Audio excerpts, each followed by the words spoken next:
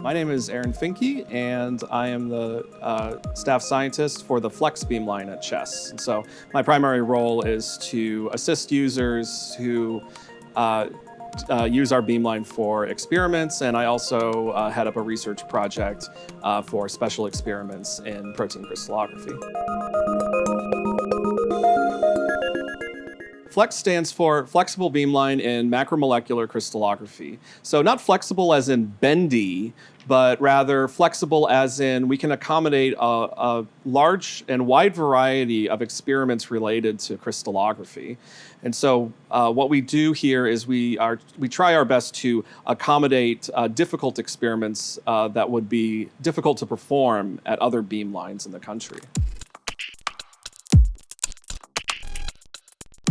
So FlexX's main area of research is in structural biology and molecular biology.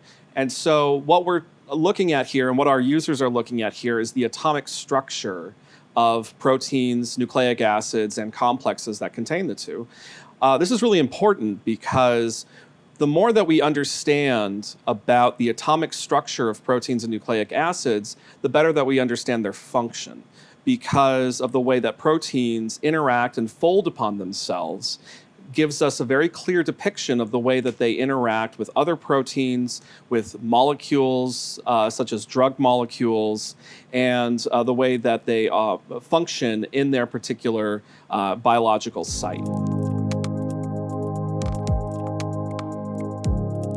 So FlexX is dedicated to crystallography, in particular protein and nucleic acid, biological macromolecular crystallography. And so we can perform just about any crystallographic experiment. So our beamline is fed by an undulator-fed source, and so that delivers intense X-ray beams of a beam size ranging anywhere from 100 microns down to 10 microns in size.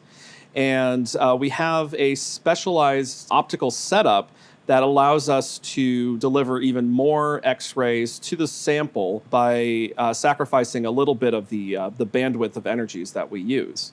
And so we can accommodate a number of different crystallographic experiments ranging from standard crystallography at 100 Kelvin up to new and unusual experiments that including room temperature crystallography, serial crystallography, and also crystallography at high pressures. So FlexX has three main research thrusts and three main experimental types that we kind of focus on. While we're really flexible and we can accommodate a large number of different experiments for different users, most of the experiments fall into three categories. The first is standard crystallography at 100 Kelvin using protein crystals that have been frozen or cryo-cooled rather in liquid nitrogen. That's what we call standard crystallography or standard cryocrystallography.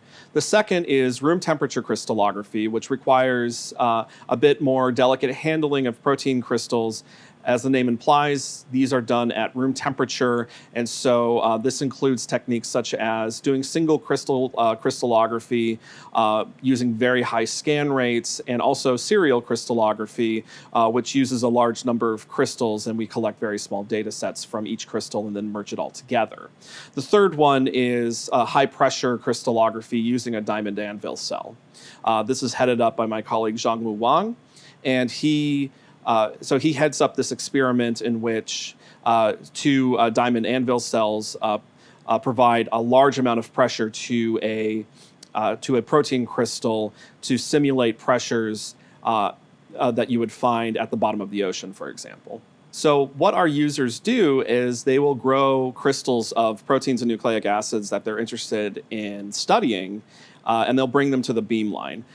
So the crystals are held in place in front of the X-ray beam using a sample stage called a goniometer, which holds the sample in place and rotates it while exposing the crystal to the X-ray beam. X-rays will diffract off of the crystal, and then those diffracted X-rays are recorded on a large area X-ray detector. And then using some mathematical trickery, you can back calculate the atomic structure of the crystal that diffracted the X-rays in the first place.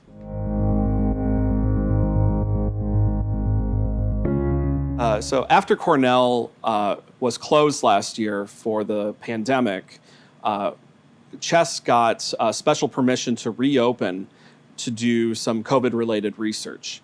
And so in collaboration with Rick Sirione in the chemistry and biochemistry department, we were looking at a class of enzymes that is relevant to the development of drugs for COVID treatment, a class of enzymes called glutaminases. And so Professor Sirione is a cancer biologist, but as it turns out, this glutaminase enzyme is also a potential drug target for COVID as well, because the biological pathways that for the COVID virus also rely heavily on this glutaminase enzyme. And so in collaboration with them, we did some room temperature crystallography experiments to understand the difference between two drugs that, when we did a crystallography experiment at low temperatures, these two drugs interacted with the glutaminase enzyme in exactly the same way. There was no fundamental difference between the two, which is very strange because these two drugs had orders of magnitude difference in efficacy in inhibiting this glutaminase enzyme. And so we did room temperature crystallography to better understand what exactly was going on and why the drug efficacies were so different between these two molecules. And we were able to determine a difference, but we only ever saw it at room temperature.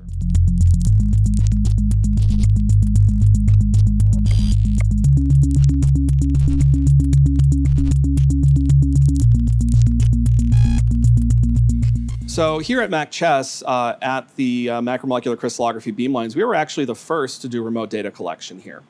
So we've been doing remote data collection for users for the better part of a decade now. And it's a very popular option for many of our users even before COVID because of the convenience of it. Before COVID, I would say approximately half of our user base was collecting data remotely, and now post-COVID, nearly all of our users do. So we make it as simple as possible for users to collect data remotely by giving them complete control of the data collection desktop. So users will send in their samples frozen in liquid nitrogen, and then we have a robot auto mounter that picks up each individual sample and then puts it directly onto the goniometer for analysis. And so there's no human intervention required for users to collect data at the beamline remotely. So remote data collection at Flex has not changed since before the pandemic. So users collect data the same way that they did before remotely. What has changed is that we've implemented a number of communication tools to streamline communication with our remote users using a combination of Zoom, Slack, and the reach ticket system to reach the CHESS operators at any given time. And so they have 24-hour access to CHESS operators still.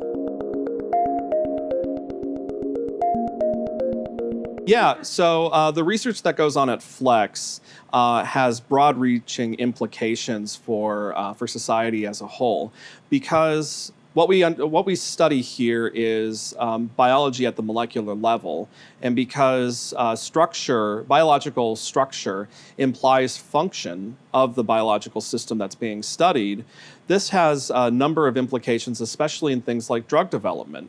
So the better that we understand the three-dimensional structure of proteins, enzymes, and complexes, the better that we can develop drugs and medications to help inhibit or promote certain enzymatic pathways for health-related reasons. And so any sort of medication, drug development, pharmaceutical development, all relies on crystallography to better understand the systems that they want to try to inhibit or promote.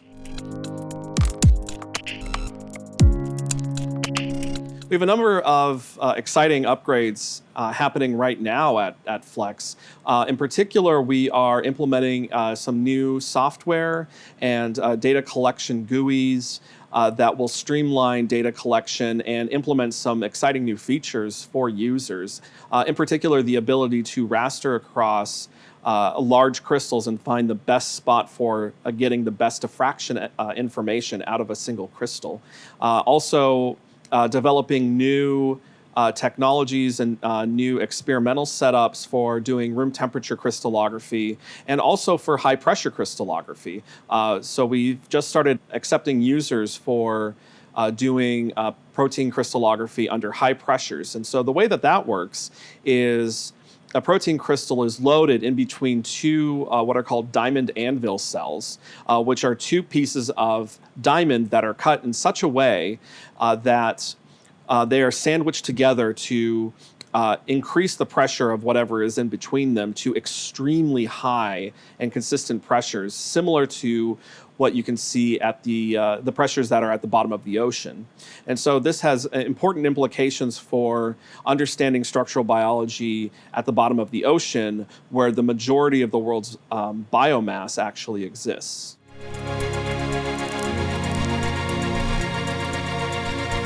My favorite thing about working with the users of FlexX is that I get to see, I get a bird's eye view of the different research projects that people are working on and the challenges that are associated with the latest and greatest research in structural biology. And so it's very exciting to see not only where structural biology is headed in the next few years, but also how I can help assist with new experiments, new technologies, and new ideas.